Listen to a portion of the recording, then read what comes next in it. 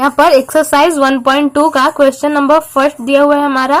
निम्नलिखित संख्याओं को अभाज्य गुणनखंडों के गुणनफल के रूप में व्यक्त करें। यहाँ पर फर्स्ट क्वेश्चन है 140 से इसे हमें गुणनखंड के रूप में तोड़ना है।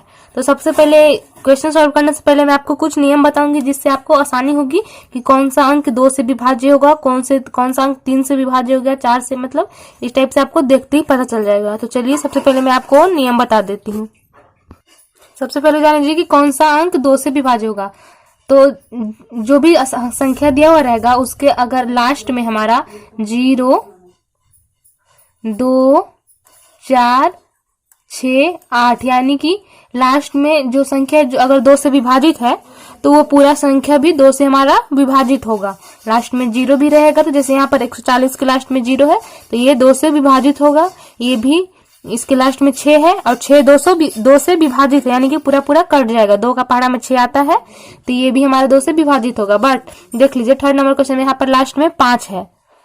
तो यहाँ पर तो मैंने क्या बताया था कि जिसके लास्ट में 0, 2, 4, 6, 8 इतना ही रहेगा वही क्या होगा 2 से हमारा विभाजित होगा। तो इसमें 5 है लास्ट में तो ये हमारा 2 से विभाजित नहीं होगा। तो आप बस इतना समझ लीजिए कि जिस संख्या के लास्ट में 0, 2, 4, 6, 8 रहेगा वही हमारा 2 से विभाज्य होगा, पूरा पूरा उसमें भाग लगेगा।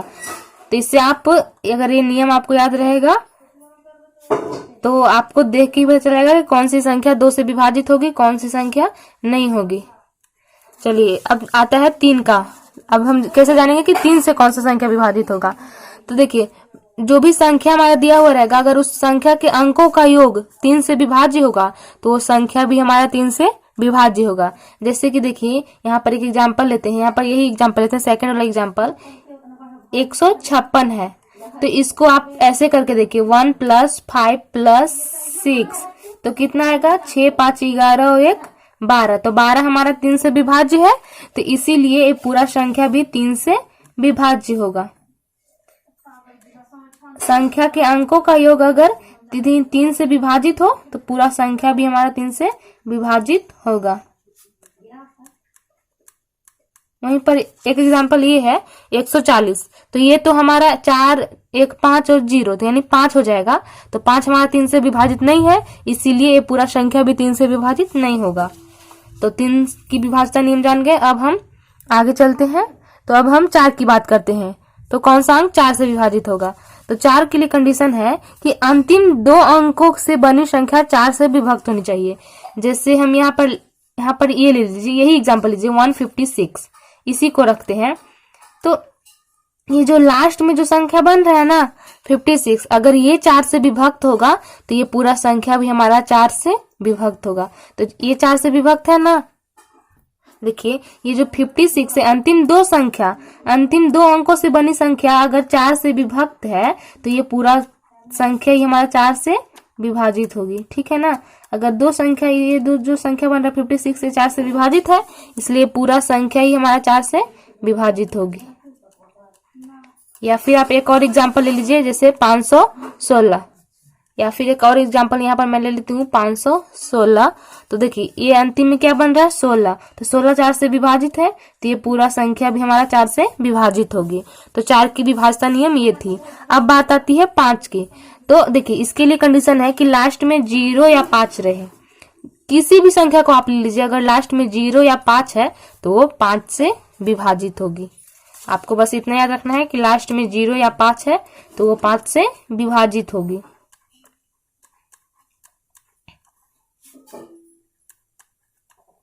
जैसे इसका एक एग्जांपल ले लीजिए, यहाँ पर 140 है या फिर 140, 130। तो लास्ट में क्या है इसका 0 है तो ये 5 से भी विभाजित होगी और 2 से भी विभाजित होगी।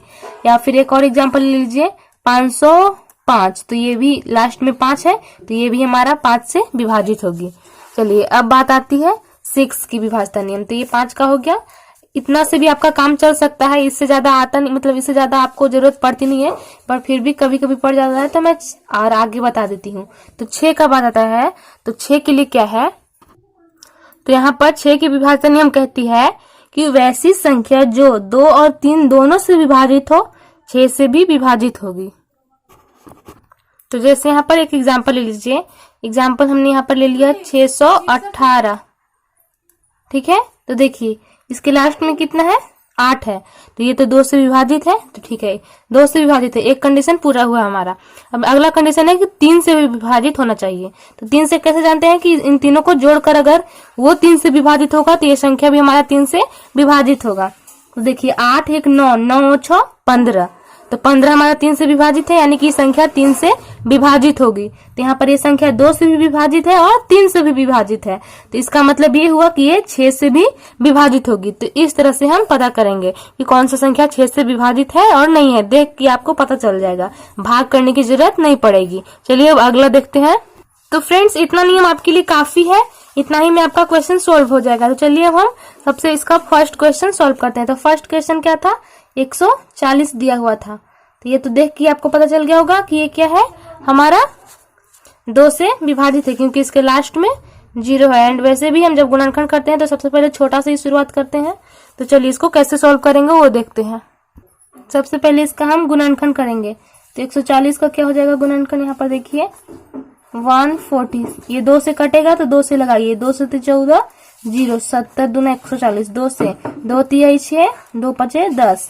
अब देखिए ये 2 से तो विभाजित नहीं होगा क्योंकि इसके लास्ट में 5 है, 3 से भी नहीं होगा क्योंकि 5 और 3 8 हो जाएगा, 8 3 से विभाजित नहीं है, इसलिए संख्या भी 3 से विभाजित नहीं होगा। और 4 का कंडीशन आप क्या जानते हैं कि लास्ट में 2 अंकों की बनी संख्या 4 से विभाजित होनी चाहिए, तो ये 4 से भी विभाजित नहीं होगा। अब देखिए 5 से, 5 का विभाजन नियम क्या है कि 0 या 5 हो लास्ट में अंतिम में, तो हमारा संख्या 5 से विभाजित होती है। तो यहाँ पर ये 5 से विभाजित होगी क्योंकि इसके लास्ट में 5 है, तो 5 सत्ते 35, तो ये हमारा इसका गुणनखंड आ गया। तो इसको हम लिख सकते हैं, इसे करके लिखेंगे, इसलिए 140 बराबर क्या आ जाएगा हमारा, देखिए 2 गुना 5 गुना 7, इसका गुणनखंड हो गया। तो अब लिखेंगे, इसलिए 140 के अभाज्य गुणनखंड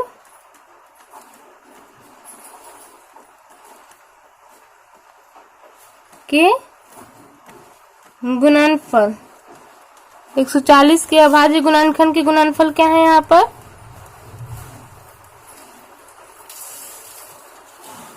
यहाँ पर हो जाएंगे हमारे, देखिए यहाँ पर 2 × 2 है तो इसका 2 का स्क्वायर हम कर सकते हैं, 2 का स्क्वायर, 2 बार 2 आ रहा है तो 2 का स्क्वायर कर दीजिए, गुने 5 गुने 7, तो यही हमारा आंसर हो गया। 140 के अभाज्य गुणनखंड के गुणनफल क्या है, 2 का स्क्वायर गुने 5 गुने 7।